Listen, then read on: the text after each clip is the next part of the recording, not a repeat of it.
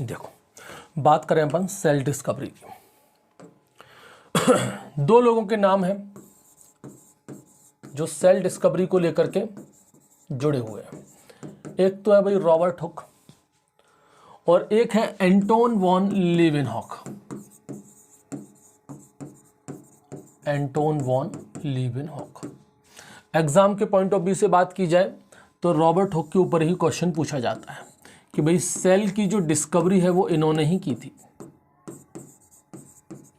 Cell की discovery किन्होंने की थी भाई? रॉबर्ट हुक ने की थी। तो एंटोन वॉन लीवेनहॉक का क्या लेना देना भाई? उनका नाम क्यों लिख दिया सर आपने साइड से? इनका ऐसा क्या रोल है वो भी देख लेंगे। एंटोन वॉन लीवेनहॉक की बात करें, पहले इनकी बात कर लेते हैं। रॉबर्ट हुक की अगर मैं बात करूं तो इनके पास भी था एक कंपाउंड माइक्रोस्कोप, लेकिन माइक्रोस्कोप की अगर मैं बात करूं ना तो लीवेनहॉक से बढ़ के कोई नहीं था उस समय। ये दोनों हम उम्र थे। रॉबर्ट हुक थोड़े से उम्र में बड़े रहे होंगे। एंटोन वॉन लीवेनहॉक और रॉबर्ट हुक एक ही समय के थे, समकालीन थे।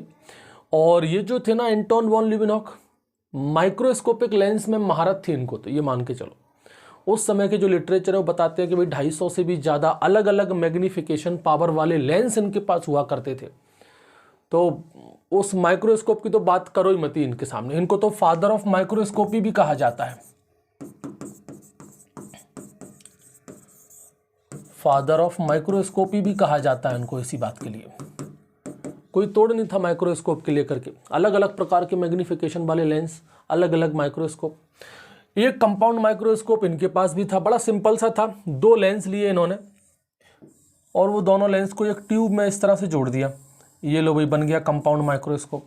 अब कंपाउंड माइक्रोस्कोप बन गया तो चीज़ें देखना शुरू कर दी। भाई कोई चीज़ है तो रखने के लिए तो नहीं है, कुछ ना कुछ करते रहो उसका।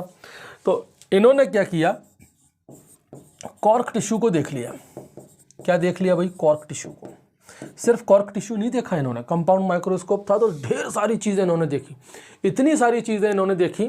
और एक और सबसे अच्छी विशेषता इनके बारे में कि रॉबर्ट हुक जो थे ना, इनको स्केच करना, ड्राइंग करना बहुत पसंद था।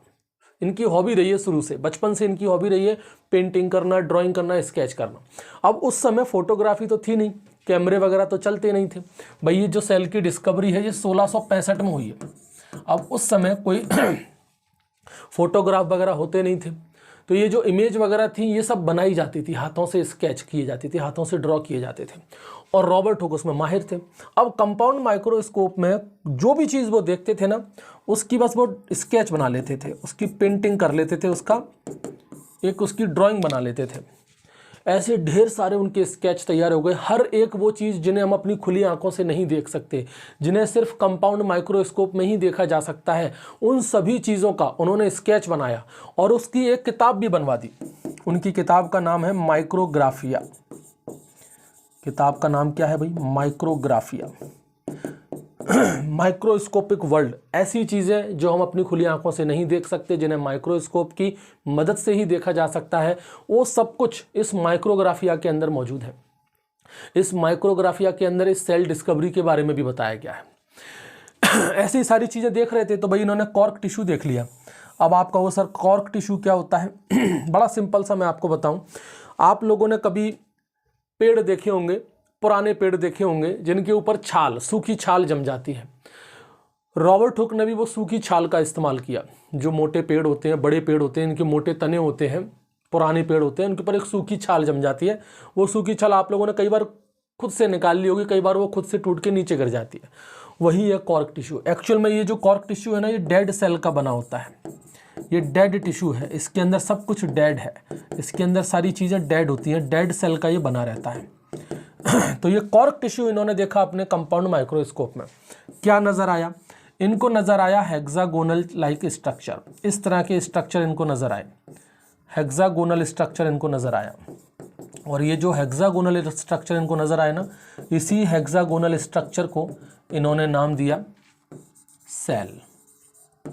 क्या नाम दिया इन्होंने? इसको सेल नाम दिया। तो जो सेल शब्द है ना, ये सेल शब्द भी आपका रॉबर्ट हुक ने दिया। सेल की डिस्कवरी भी रॉबर्ट हुक ने की। एक और बात हमने कहा कि भाई ये जो कॉर्क टिश्यू इन्होंने देखा है वो तो डेड है, मरे हुए सेल का है। अब सेल जो मर चुका है उसमें देखोगे क्या?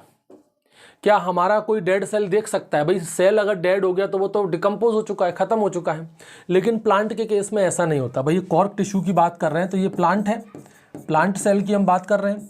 प्लांट सेल के अंदर एक ऐसी चीज़ है जो मरने के बाद भी दिखती है और वो है उसकी सेल वॉल। सेल वॉल चूँकि हम सबको पता है ये डेड होती है, रिजिड होती है, टफ होती है, आउटर मोस्ट लेयर होती है किसी भी प्लांट सेल की। और ये प्लांट सेल हम लोगों में, एनिमल्स में नहीं पाई जाती, इसलिए हम लोगों के सेल्स मरने के बाद दिखते ही नहीं है क्योंकि वो डिकम्पोज हो जाते हैं। यहाँ पर प्लांट सेल भी मर जाएगा तो उसका जो लिविंग पार्ट है वो सब कुछ डिकम्पोज हो जाएगा, रह क्या जाएगा? सिर्फ और सिर्फ सेल वॉल। यानी कि मैं ये कहूँ कि रॉबर्ट हुक ने एक्चुअल में सेल नहीं सेल वॉल देखी थी। भाई ये जो हेक्सागोनल स्ट्रक्चर उन्होंने देखा है ये एक्चुअल में क्या है? सेल वॉल ही तो उनको दिख रही है, एक्चुअल में उन्होंने सेल वॉल देखी है। तो एक और चीज़ है कि भाई ये जो cell wall term, cell wall शब्द और सेल वॉल की जो डिस्कवरी है इसका क्रेडिट भी रॉबर्ट हुक को ही जाता है। तो सेल शब्द, सेल वॉल की डिस्कवरी, सेल की डिस्कवरी, ये सब कुछ रॉबर्ट हुक ने किया। किस में किया? कॉर्क टिश्यू के अंदर किया। कब किया? 1665 में किया। इनकी किताब का नाम माइक्रोग्राफिया। अब एंटोन वॉन ल्यूबिनहॉक का क्या है भाई, इनके बारे में भी थोड़ी बहुत चर्चा कर लेते हैं। रॉबर्ट हुक ने सेल की डिस्कवरी की, लेकिन वो सेल कैसा था? डेड था, मरा हुआ सेल था, उसकी डिस्कवरी की। अब एंटोन वॉन ल्यूबिनहॉक, इन्होंने भी सेल की डिस्कवरी की, लेकिन वो सेल कैसा था? लिविंग सेल था, ठीक है। लेकिन जिसने पहले की उसको क्रेडिट दिया जाता है, इसलिए कभी क्वेश्चन पूछा जाए कि सेल की डिस्कवरी किसने की है तो आंसर होगा रॉबर्ट हुक, ना कि एंटोन वॉन ल्यूबिनहॉक। लेकिन क्वेश्चन अगर मॉडिफाई कर दिया जाए, थोड़ा सा बदल के पूछ ले कि लिविंग सेल की डिस्कवरी किसने की, तो फिर आंसर हो जाएगा एंटोन वॉन ल्यूबिनहॉक। एंटोन वॉन ल्यूबिनहॉक, ये जो हमारे दांत है ना, दांत में पीलापन पड़ जाता है, वो जिसको टार्टर कहते हैं, टीथ स्कम कहते हैं, वो, इसके अलावा बारिश का पानी, इसके अंदर इन्होंने कुछ फ्री लिविंग सेल्स देखे थे। एक तो टीथ स्कम के अंदर और रेन वाटर के अंदर, बारिश के पानी में और टीथ स्कम में इन्होंने कुछ फ्री लिविंग सेल्स देखे थे। एक्चुअल में वो फ्री लिविंग सेल्स बैक्टीरिया थे।